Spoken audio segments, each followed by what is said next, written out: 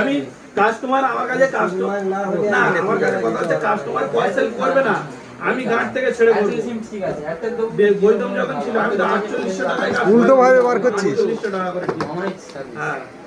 इसके आओ তো আজকে বাড়িতে বলিস দে এই তো তাড়াতাড়ি পেছনটা দেখা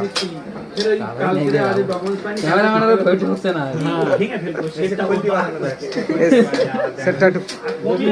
সেটা একটু খুলে দাও তাড়াতাড়ি।